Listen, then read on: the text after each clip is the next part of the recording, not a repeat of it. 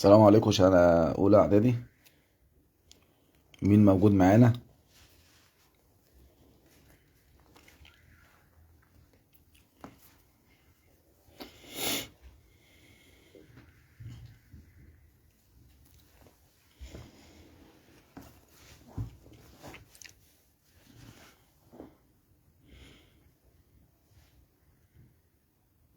سنة أولى نمنا ولا إيه؟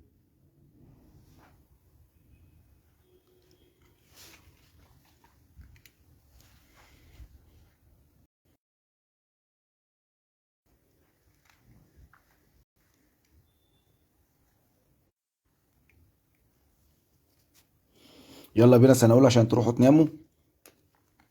اللي حضر معانا المراجعة بتاعت النهاردة والمراجعة بتاعت امبارح،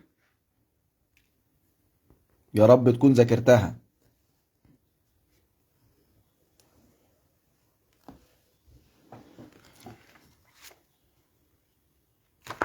بيقول لي مثال في الشكل المقابل. الشكل الإيه؟ المقابل. المسألة هي بتاعت السمكة اللي بعض الطلبة سأل عليها. ألف ب ج مثلث قائم الزاوية في ب، وقياس زاوية ألف بكام؟ 30 درجة. يبقى زاوية ب ب90 درجة، قياس زاوية ألف ب30 إيه درجة. راح جاي مطول لي ده كده وعامل لي شكل رباعي، وقال لي زاوية واو دي ب90 وزاوية د دي ب120.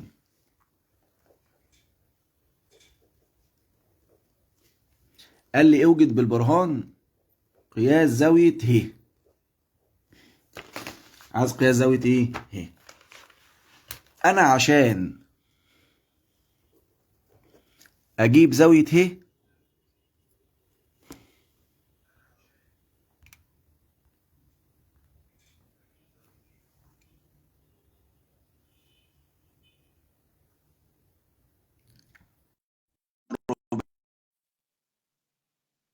في الشكل، انا اجيب زاوية ه لازم اكون عارف الثلاث زوايا التانيين عشان اجمعهم واطرحهم من 360. انا عشان اجيب زاوية ه لازم اكون عارف الثلاثة، عندي دي وعندي دي بس ما عنديش دي، والزاوية دي 2 عشان اجيبها لازم اجيب الزاوية ايه؟ 1. يبقى في المثلث أ ب ج، بما أن قياس زاوية ب ب90 درجة، وبما أن قياس زاوية أ ب30 درجة، زاوية واحد دي اسمها إيه؟ اسمها أ ج ب.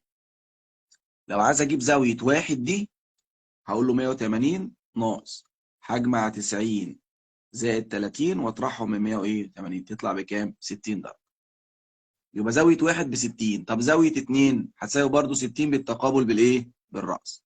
يبقى زاوية واو ج د هتساوي قياس زاوية واحد اللي هي أ ج ب هتساوي 60 درجة بالتقابل بالرأس. طيب في الشكل بقى الرباعي اللي هو ج د ه واو، لو أنا عايز أجيب قياس زاوية ه هقول له بتساوي 360 ناقص هجمع 90 زائد 60 زائد 120، 90 زائد 60 زائد 120 واطرحهم من 360 تطلع زاوية بكام؟ 60 درجة. خلاص؟ دي مسألة السمكة اللي كانت تسأل عليها ايه؟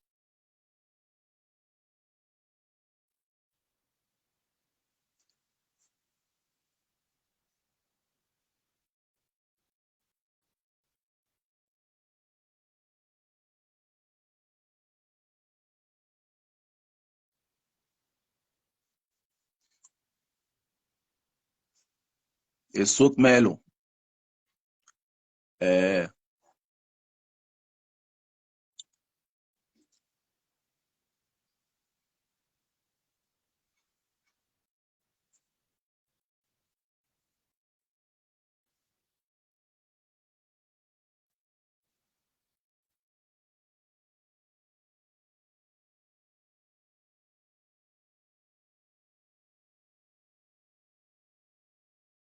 الصورة مش واضحة.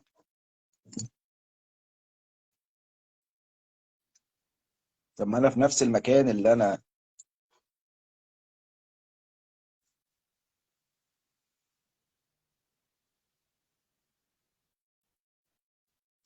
ده سنة اولى اعدادي.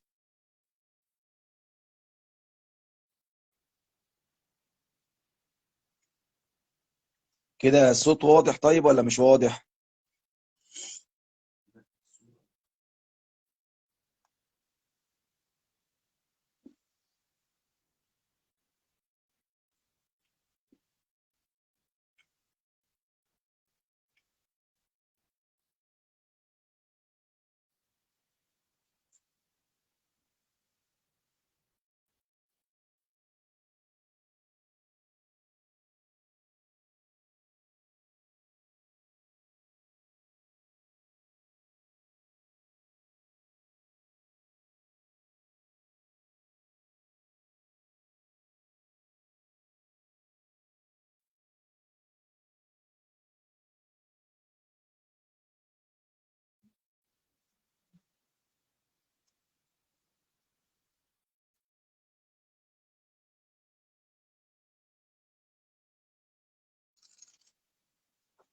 طب الصورة دي واضحة كده؟ بصوا كده على الصورة بتاعت المذكرة دي، واضحة ولا مش واضحة؟ مفيش صوت؟ ازاي؟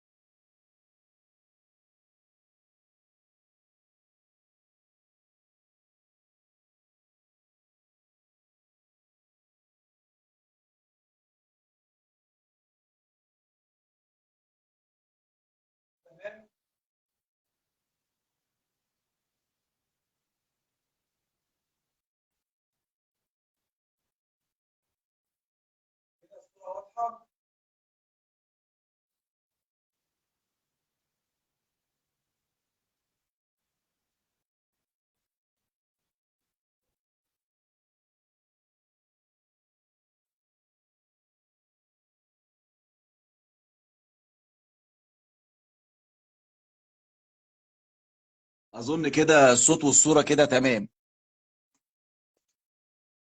زياد، ماشي. يلا بينا نكمل. يلا بينا. دلوقتي بيقول لي في الشكل المقابل قياس زاوية ب بكام؟ ب 90. وزاوية أ ب 30. والشكل الرباعي ده زاوية د ب 120 واو بكام؟ 90. بيقول لي اوجد قياس زاوية ه. انا عشان اجيب زاوية ه لازم اكون عارف الثلاثة التانيين عشان اجمع الثلاثة التانيين واطرحهم من 360. طب عندي دي ب 90. هل الزاوية 2 دي عندي؟ لا مش عندي، لازم اجيبها.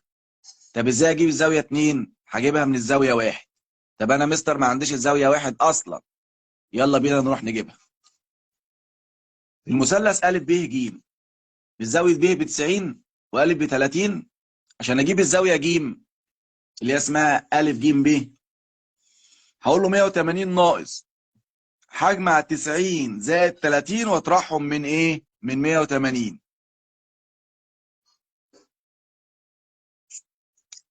تمام؟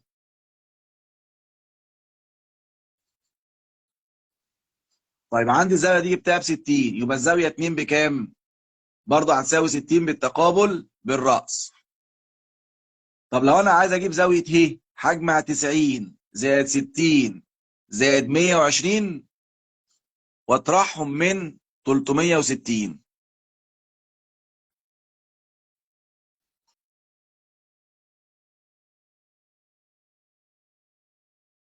وعشان اجيب زاويه ه هجمع 90 زائد 60 زائد 120 واطرحهم من 360 عشان مجموع قياسات الزوايا الداخله للشكل الرباعي بكام؟ 360.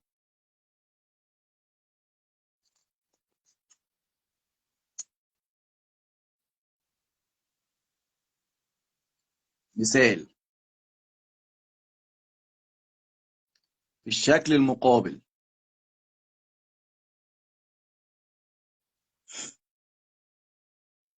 هتحلو دلوقتي ان شاء الله، كله هيحلو. دلوقتي انا عندي ه واو بيوازي د ج، ده بيوازي ده، وده كده قطعهم. لو زاوية ه دي ب50 يبقى زاوية ب دي بكام؟ ب50 بالتقابل؟ لا، بالتبادل، عشان عاملين مع بعض حرف ايه؟ زد. راح جاي قافل المثلث ده وسماه المثلث ايه؟ ألف ب ج. مثلث ألف ب ايه؟ ج. قال لي زاوية ج دي ب 30 درجة.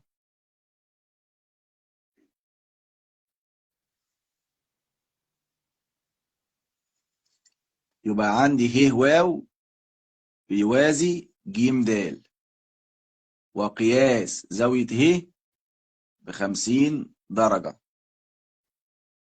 وقياس زاوية ج ب30 ايه؟ درجة.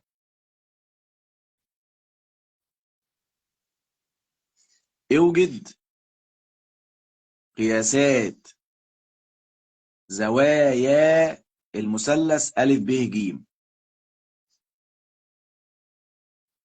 خلاص، عايز زوايا المثلث أ ب ايه؟ ج. المثلث ليه كام زاوية؟ 3. بعد كده قال هات قياس زاوية أ ب د. تعال نجيب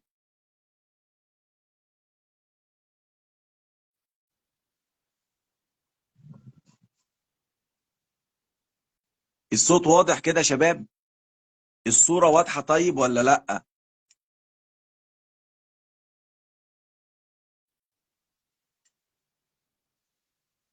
ازاي يعني؟ مين عنده واي فاي؟ اللي عنده واي فاي يرد.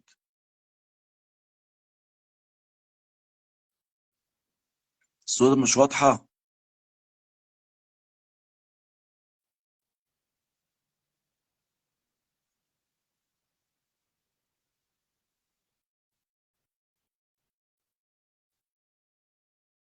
الصورة مش واضحة.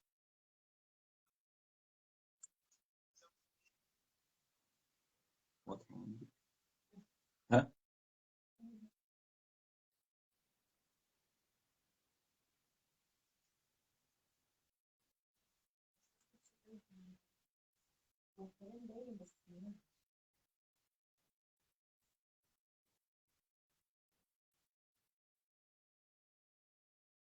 طب ايه، هنكمل ولا ايه؟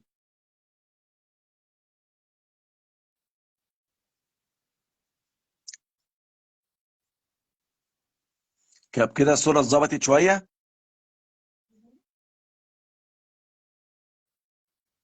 الصورة مش واضحة. مم.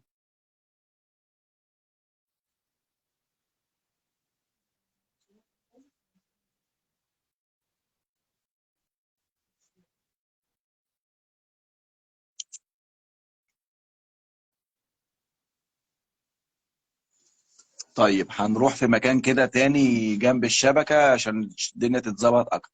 حاضر. ثواني خليكم معايا بس دقيقتين، دقيقتين، وهروح أنا في مكان تاني كده في شبكة أقوى.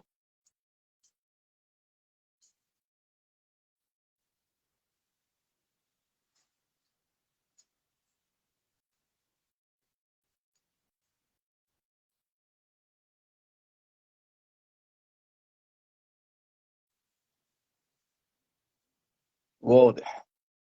إيه؟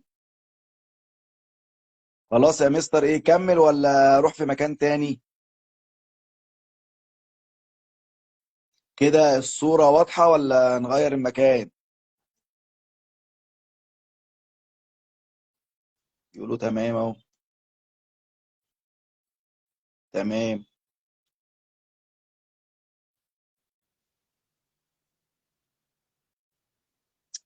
لو كده تبقى حلو. حاضر، هنغير المكان عشان خاطر سواد العيون.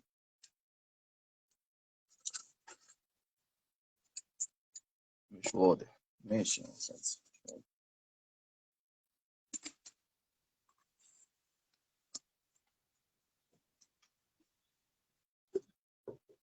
أنا هروح في مكان أهو تاني يكون الشبكة فيه أحلى. يا رب بس تكونوا بتفهموا. ولع النور.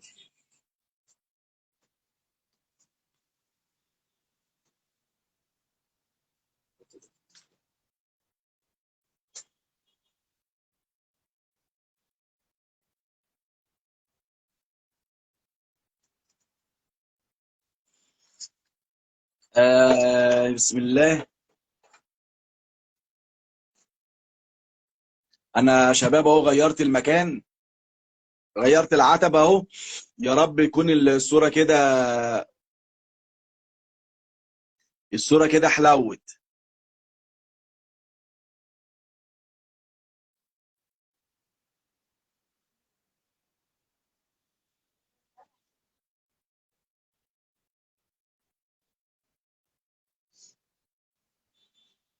إيه يا شباب طمنوني، الصورة أخبارها إيه؟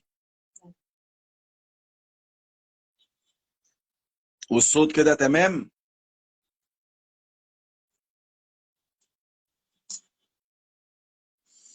طب يلا بينا عشان بقى ما نطولش أكتر من كده عشان تلحقوا تناموا لكم ساعتين. بيقول لي إيه في الشكل المقابل؟ ه واو، ه واو بيوازي ج د،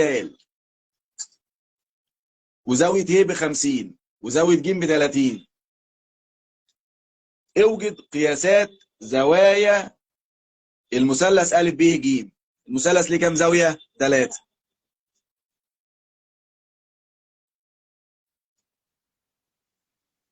يلا بينا نجيب أول زاوية. عندي أول زاوية ب30. تعال نجيب زاوية ب. شو هو بيقول لي ه واو بيوازي ج د؟ أول ما تلاقي توازي اكتبه، وروح دور على زاويتين عاملين مع بعض حرف زد أو اف أو يو. هنلاقي إن زاوية ب، زاوية إيه؟ ب. زاوية ب عاملة مع زاوية ه حرف إيه؟ زد. يبقى زاوية ب هتساوي قياس زاوية ه، هتساوي 50 درجة بالتبادل عشان عاملين مع بعض حرف إيه؟ زد. طيب إحنا جبنا دي كده ب50. لو عايز أجيب بقى زاوية أ اللي هي تتقرا إزاي؟ ب أ ج. هجمع 30 زائد ال50 اللي أنا جايبها واطرحهم من 180. يبقى 30 زائد 50 واطرحهم من 130 180. تطلع لي كام؟ تطلع زاويه ا ب 100. كده انا جبت الثلاث زوايا بتاع المثلث. المطلوب الثاني بيقول لي هات قياس زاويه ا ب د. شايفين زاويه ا ب د اللي من بره دي؟ اسمها زاويه خارجه. زاويه ايه؟ خارجه. الزاويه الخارجه بتساوي مجموع زاويتين الداخلتين البعاد عنها. يعني هتساوي الزاويه ام 100 والزاويه ام ايه؟ 30. 100 زائد 30 تديني كام؟ 180. يبقى الزاويه الخارجه دي هتساوي مجموع الزاويتين البعاد عنها.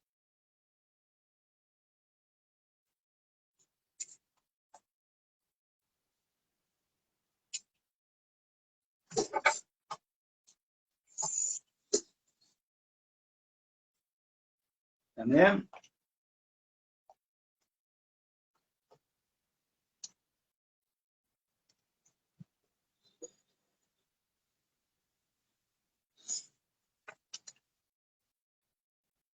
مثال.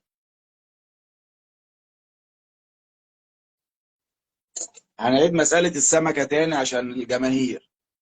يقول لي في الشكل المقابل. شكل الايه؟ المقابل. لو عندي زاوية كده ب90 وزاوية كده ب30، تعرفي تجيبي الزاوية دي؟ اه. هجمع 90 زائد 30 واطرحهم من 180. راح جاي مطول لي ايه الشكل ده كده، عمل لي شكل رباعي.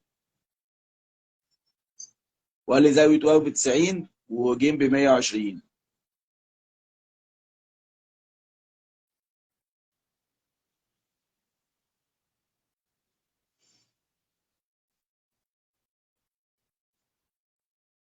بيقول لي اوجد قياس زاوية ه.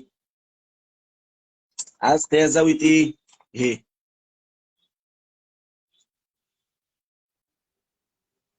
زاوية ه دي موجودة في شكل رباعي، والشكل الرباعي ده فيه 4 زوايا.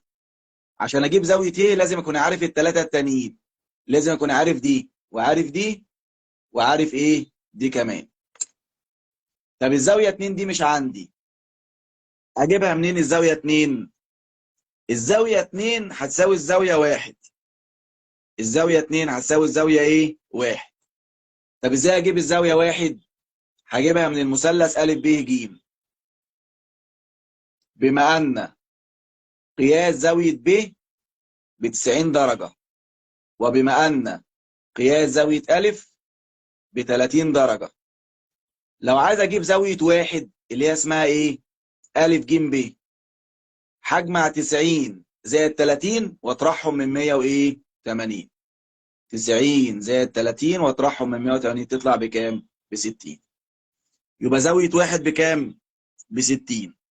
طب لو عايز أجيب زاوية 2، زاوية 2 دي تتقرا ازاي؟ واو ج د هتساوي قياس زاوية 1 اللي هي اسمها أ ج ب، هتساوي 60 درجة بالتقابل بالايه؟ بالرأس. طب انا في الشكل بقى الرباعي اللي هو اسمه ج د ه واو، لو عايز اجيب زاوية ه هجمع بقى 90 زائد 60 زائد 120 واطرحهم من 360. يبقى هجمع 90 زائد 60 اللي انا لسه جايبها زائد 120 واطرحهم من 360 تطلع زاوية ه بكام؟ ب 90 درجة قائمة. وادي زاوية السمك او مسألة السمكة اللي هي مطلب جماهيري. مثال بيقول لي في الشكل المقابل، في الشكل المقابل عندي أ ب ج د مربع. أ ب ج د ده ايه؟ مربع.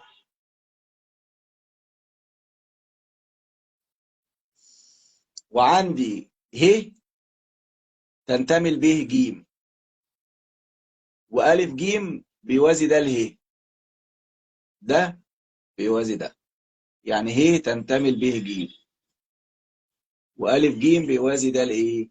ه. اثبت أن الشكل ألف ج ه د متوازي أضلاع.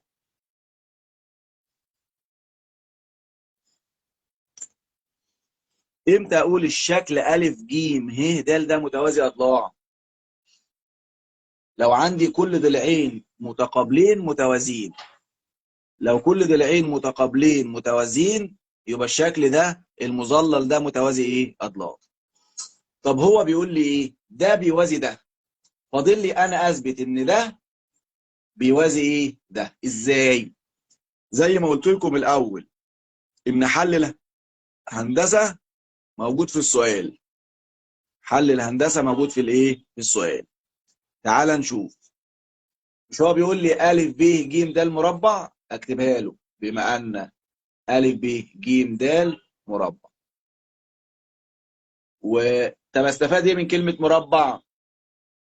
ان ا د ده بيوازي مين؟ ب ج. ا د ده بيوازي مين؟ ب ج. طب مش ه تنتمي ل ب ج؟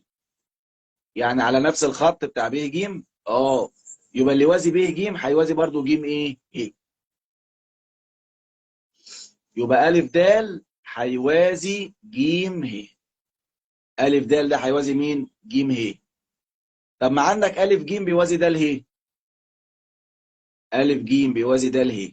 لو لاحظت كده ان ده بيوازي ده وده بيوازي ده، كل ضلعين قصاد بعض بيوازوا بعض، يبقى اذا الشكل ا ج ه د رباعي دائري. رباعي ايه؟ دائري.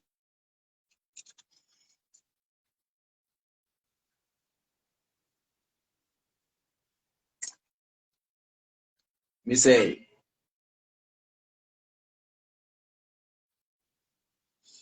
بيقول لي في الشكل المقابل لو انا عندي مثلث كده اسمه ا ب ج،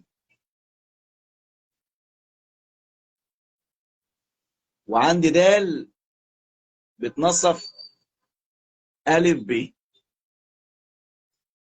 وعندي ه بتنصف ا ج، وب ج ده ب 10 سم. ب ج ايه؟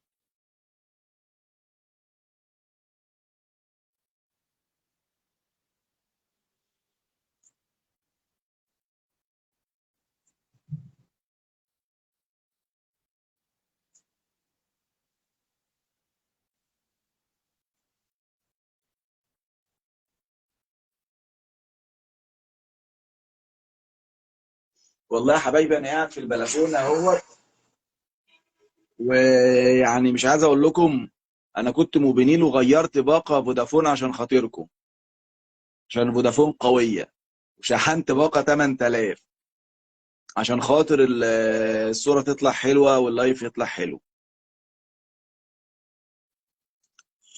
تمام.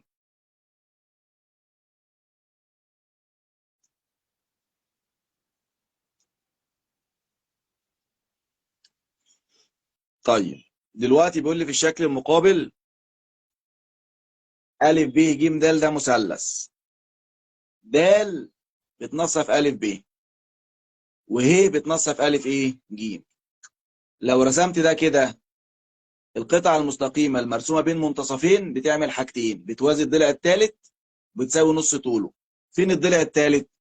حط صبعك على د وصبع على ه وافضل ماشي كده وكبر صبعك توصل لمين؟ ب ج. راح جاي قايل لي واو بتنصف ب ج، يبقى ده اله ده عايز ده الواو هيساوي ايه؟ عارفين لو ا ج ب 6 سم، ا ج ب 6 سم يبقى ده الواو بكام؟ ب 3.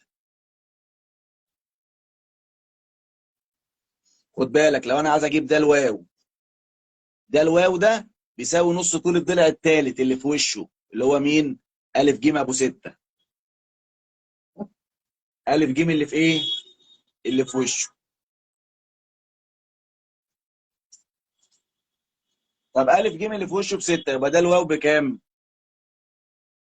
ب 3. راح جاي عامل لي كده ا ب ب 8 سم. اوجد محيط المثلث د واو ه. عايز محيط المثلث ايه؟ د واو ه الصغير ده اللي جوه. محيط المثلث هجيب الثلاث اضلاع. اول حاجه ايجاد طول د ه، بما ان د منتصف ا ب، وبما ان ه منتصف ا ج، اذا د ه هتساوي نص طول الضلع الثالث. فين د ه؟ هتساوي نص الثالث اللي في وشه اللي هو مين؟ ب ج. يعني نص ال10 كام؟ 5. طب يلا نجيب بعد كده ايجاد طول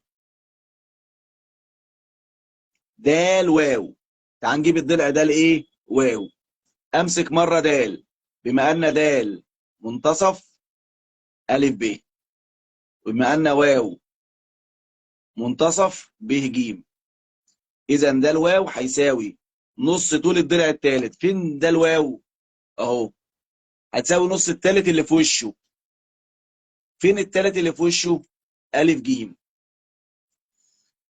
اللي هو ب6، يبقى ده الواو هيساوي نص ال6 اللي هو كام؟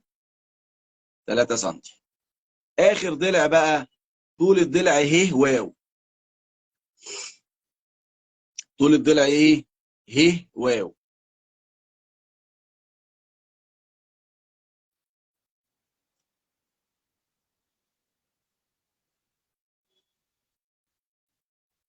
طول الضلع ه واو. فين ه واو اللي هو ده؟ هقول له بما ان ه منتصف الف ج، وبما ان واو منتصف ب ج، اذا ه واو هتساوي نص طول الضلع الثالث. حط صبعك على ه وصبع على واو، ويفضل ماشي كده هتوصل لمين؟ نص الف ب اللي هي ب8. يبقى نص في 8 بكام؟ ب4. لو انا عايز اجيب بقى محيط المثلث اللي جوه د واو ه، هجمع ده زائد ده زائد ده، يعني هجمع ال5 سم زائد ال3 سم زائد ال4 ايه سم. 5 زائد 3 زائد ايه 4، تطلع ب 12 ايه سم. تمام. يبقى محيط المثلث اللي جوه هجيب الثلاث اضلاع واجمعهم. ده هيطلع نص ال10 5، وده ب3 وده ب4، واجمع الثلاث ايه اضلاع.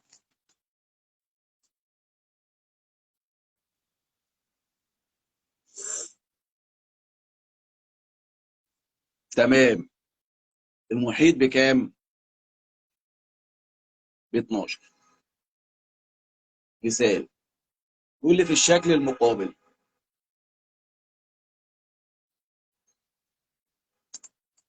في الشكل المقابل، لو انت عندك مثلث كده اسمه ب أ ب ج،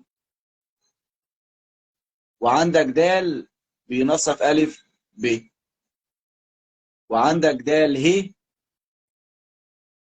بيوازي ب ج، يبقى الشعاع ده خارج من النص الاولاني وبيوازي الثاني، هيعمل ايه في الثالث؟ هينصفه.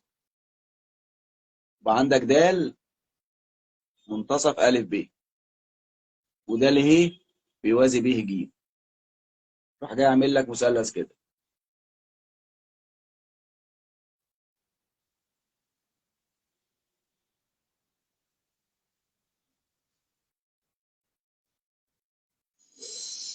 بيقول لي س بتنصف واو ج.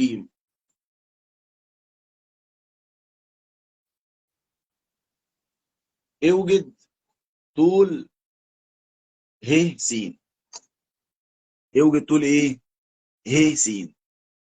عارفين ه س ده هيساوي نص طول الضلع الثالث، بس بشرط لازم يكون ه س ده مرسوم بين منتصفين. مرسوم ايه؟ بين منتصفين. طب هو ايه اللي في المسألة س بتنصف واو ج؟ هل قال لي ه بتنصف أ ج؟ لا. يبقى لازم اثبت له انا الاول ان ه بتنصف أ ج. شايفين المثلث أ ب ج؟ بما ان د منتصف مين؟ أ ب. هو حبايبي هو مديني مين؟ د منتصف أ ب، وده ه بيوازي ب ج. الكلام ده موجود في المعطيات، المعلومات موجودة في السؤال، هي دي اللي هستخدمها في الحل. بما ان د بتنصف أ ب اهي، كل معلومة ادالك في السؤال اكتب جنبها بما ان. بما ان د بتنصف أ ب، وده ه بيوازي ب ج، اذا ه هتنصف أ ايه ج. ه هتنصف مين؟ أ ج. طب وس بتنصف مين؟ واو ج، صح؟ يبقى اذا الحته دي مرسومه بين منتصفين، يبقى اذا ه س بتساوي نص طول الضلع الثالث. طب الضلع الثالث بكام؟ 8، ونص ال8 4 ايه سم.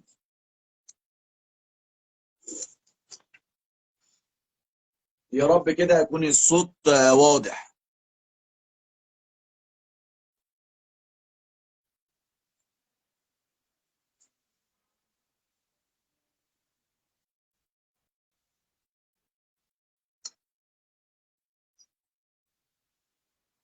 مثال.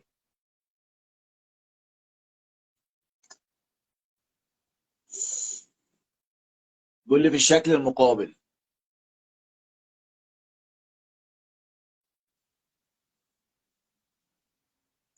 اللي بيقول ابعت الورق على الواتس، الورق معاكي بقاله 16 سنة، بعتهولك انا على الواتس النهارده وبعتهولك على الواتس قبل كده، ومعاكي في المذكرة الصغيرة وشرحناه النهارده وشرحناه بتاع 3 4 مرات قبل كده. بيقول لي في الشكل المقابل عندي مثلث كده اسمه أ ب ج.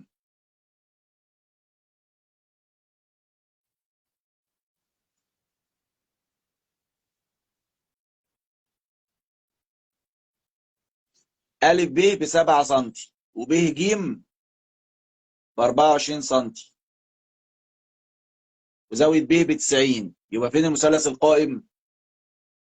زاوية ب 90 وأ ب 7 سم وب ج ب 24 سم. لو عايز اجيب أ ج، أ ج ده ضلع ولا وتر؟ وتر. فهقول له ايه؟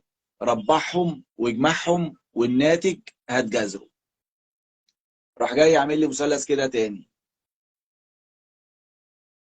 وقال لي أ د ب 15 سم. اوجد طول أ ج وده الايه؟ ج.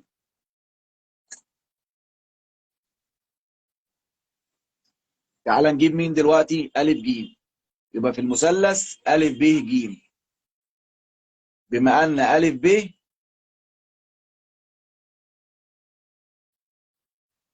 قياس زاوية ب بكام؟ ب 90 درجة. لو انا عايز اجيب أ ج، أ ج ده ضلع ولا وتر؟ وتر. فهقول له ايه؟ ربعهم واجمعهم والناتج هات جذره. يعني 7 تربيع زائد 24 ايه؟ تربيع. 7 في 7 ب 49. طيب 24 تربيع 576. اجمعهم كده هديك كام؟ 625. والناتج هات جذره. جذر 625 كام؟ 25 سم. كده انا جبت أ ج. يلا نجيب بقى د ج. إيجاد د ج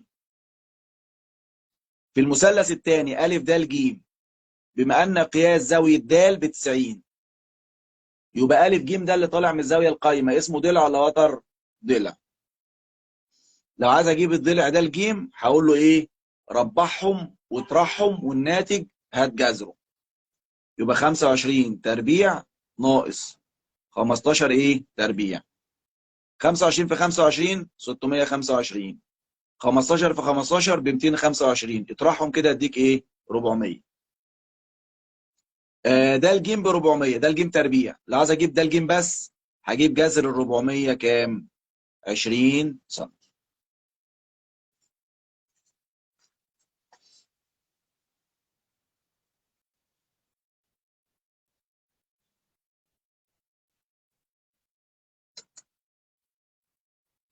لا قربنا نخلص خلاص.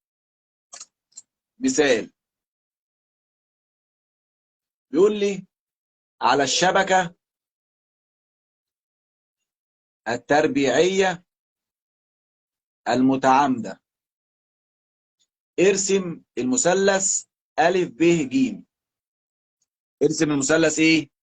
أ ب ج، حيث أ واحد وواحد وب بتلاتة وأربعة وج باتنين وخمسة. ده كده المثلث أ وب وإيه؟ وج. ثم ارسم صورته بالانعكاس حول محور السينات. حول محور الايه؟ السينات. يلا بينا. انا عندي أ بكام؟ واحد وواحد. طب لو عايز اجيب صورتها بالانعكاس، أ شرطة بالانعكاس في محور السينات بنعمل ايه؟ بنغير إشارة الصادات. يبقى 1 وسالب ايه؟ 1. طب النقطة ب ب3 و4 لو عايز اجيب صورتها بالانعكاس في محور السينات هنعمل ايه؟ هنغير اشارة الصادات، هتبقى 3 وسالب ايه؟ 4. تمام؟ النقطة ج ب2 وايه؟ و5 لو عايز اجيب صورتها بالانعكاس في محور السينات هغير اشارة الصادات، يبقى 3 وسالب ايه؟ 5. خدت بالك؟ هروح اجيب ورقة رسم بياني عشان خاطر نرسم عليها المثلث الاصلي والايه؟ والصورة بتاعته. ثواني خليكم معايا دقيقة.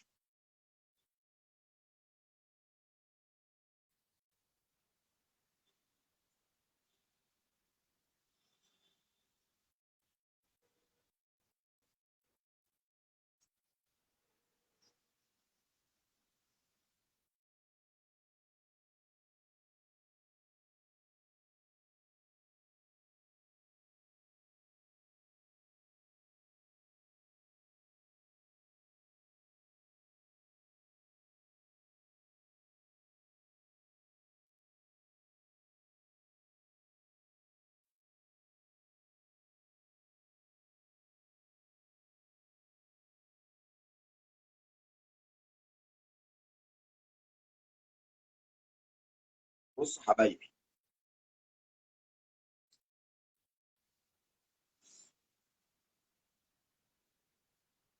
ادي كراسة الرسم البياني ايه اللي انت هتستلمها في الامتحان.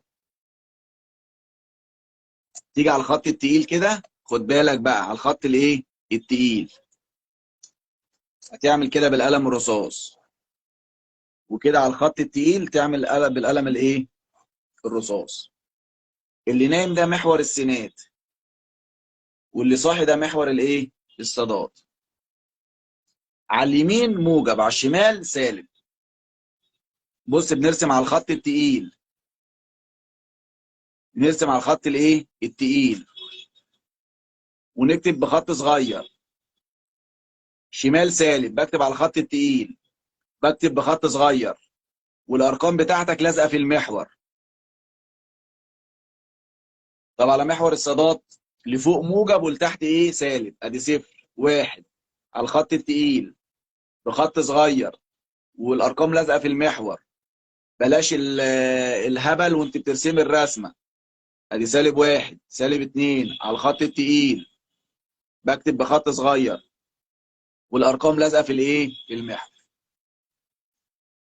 يلا بينا. اه بص يا شباب، الرسمه ايه اللي انا عايز ارسمها؟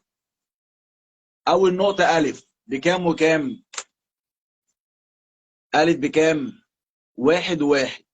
يبقى اجي عند كده عند محور السينات عند الايه؟ عند الواحد، واطلع لغايه الواحد. من عند السينات اطلع من عند الواحد لغايه الايه؟ الواحد. طب النقطه ب بكام؟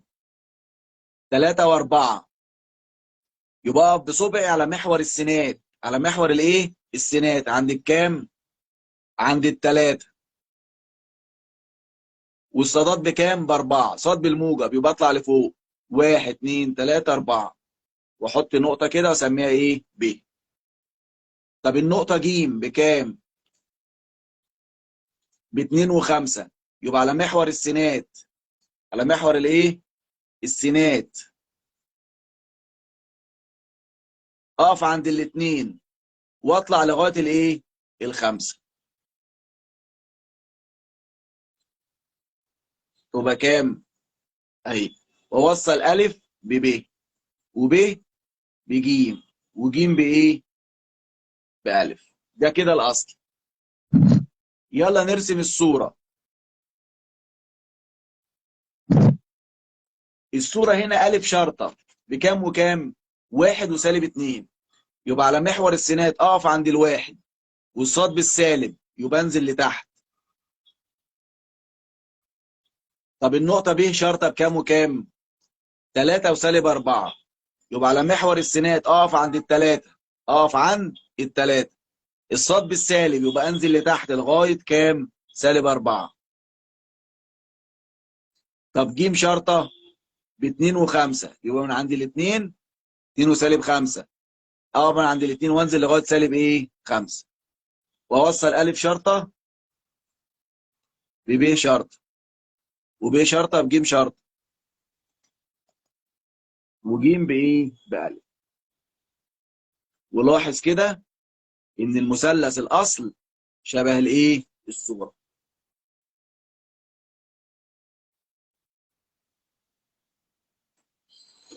تمام؟ يبقى خد بالك، لو دي الأصلية اهي، ده المثلث الأصلي اهو، يبقى ده المثلث الايه؟ الصورة. ولازم يطلع المثلثين شبه بعض، ما ينفعش يطلع واحد كبير واحد ايه؟ صغير. ماشي يا سنة أولى، كفاية كده الساعة 12، مش هعطلكم. يا رب نكون فهمنا. شد حنا نذاكر المذكرة الصغيرة، نحفظ أول 3 ورقات بتوع القوانين، نذاكر المسائل المحلولة، نحل المسائل اللي مش محلولة، ونذاكر الورق اللي أنا بعته لكم على الواتس. وربنا يا رب يوفقكم. عايزك ما تقلقش، بكرة إن شاء الله الامتحان يجي سهل وجميل، وتقرا السؤال بتركيز. نرسم بالقلم الرصاص، محدش يرسم بالجاف. وخلي بالك بنرسم على الخط التقيل، وبنكتب الارقام على الخط التقيل، وبنسيب كده مربع واحد بس، وشمال مربع واحد بس، والفوق مربع واحد بس، والتحت مربع واحد بس. بلاش بقى الاستبحث ده، تسيب لي هنا مربع وهنا نص مربع وهنا مربعين. لا، يمين مربع وشمال مربع والفوق مربع والتحت ايه؟ مربع. خلي رسمتك شكلها حلو، حسن خطك، حل بنظام، اكتب بالخطوات، كل اللي يخطر على بالك اكتبه، اعتبر نفسك اخرس، كل اللي انت عايز تقوله اكتبه. وبتشرح لواحد غبي، كل اللي يخطر على بالك اكتبه، كل اللي يخطر على بالك اكتبه، ما تسيبش سؤال فاضي. السؤال اللي مش عارفه حاول فيه، ان شاء الله يطلع ايه؟ صح. ربنا يوفقكم سنة أولى. وبيطمنوني لما تطلعوا من اللجنه، اول ما تطلعوا من اللجنه ابعتوا لي رساله كده، ابعتوا لي الامتحان وطمنوني اللي انتوا قفلتوا ان شاء الله في الامتحان، والامتحان جه سهل. يلا ربنا يوفقكم. اي اوامر. يلا سلام عليكم.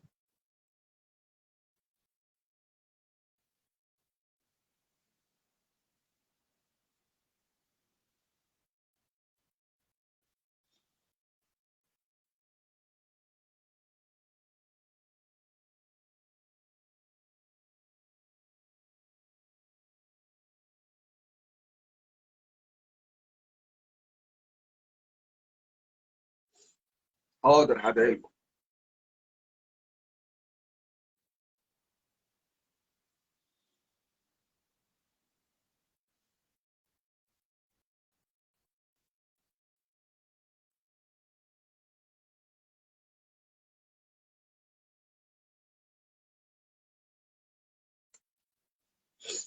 العفو.